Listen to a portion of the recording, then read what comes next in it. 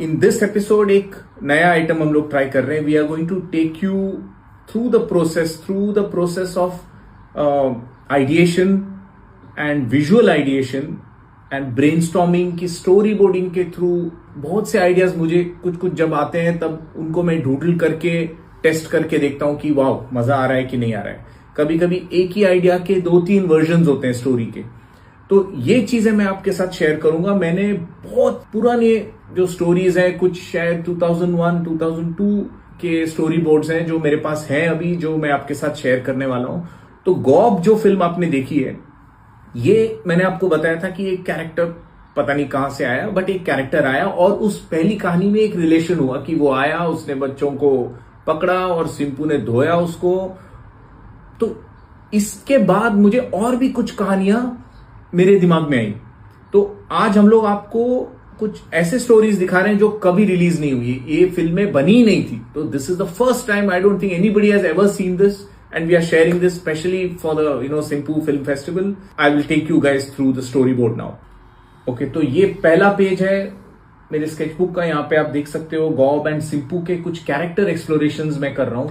यहाँ पे गॉब हाथ ऊपर करके खड़ा है और सिंपू डांट रहा है उसको, बिकॉज पिछली बार सिंपू ने धोया था उसको, तो गॉब को थोड़ा डर है सिंपू से. This is another exploration where गॉब जो है सिटी में बैठा हुआ है, लोग देख रहे हैं. इज अ स्वीट गाय, मतलब उसका सिर्फ एक बार पंगा हो गया था सिंपू से, but otherwise is a sweet guy.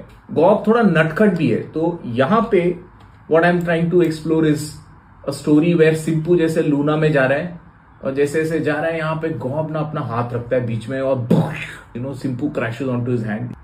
सिंपू crash करता है और सिंपू को आया गुस्सा, जंप मार के उसने धोया गॉब को, छाती पे उसके कूद गया और उसको ये थप्पड़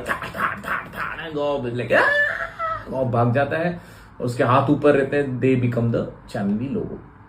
सो दिस वाज वन एक्सप्लोरेशन कि आगे और क्या हो सकता है, मतलब how the Simpu and Gob relation continues. ये सब एक्सप्लोरेशंस हैं. These are the ones that have not yet been commission, but ऐसे कहानियों का खजाना है मेरे पास. तो hopefully if Simpu comes back, these stories will come back again. Okay, so ये गॉब एंड सिंपू का एक और वर्जन है. तो यू कैन सी अगेन कहानी वही है.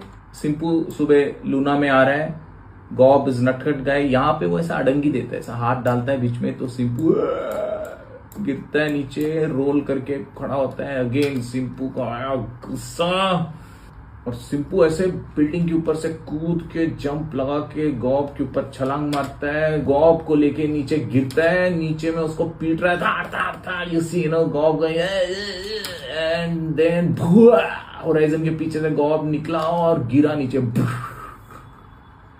सिंपू निकल के आता है बाहर, अपनी लूना को खड़ा करता है और वहां से चला जाता है. पीछे गॉब ऐसा करके बाय बोलता है, and that staggered hands become the channel we logo.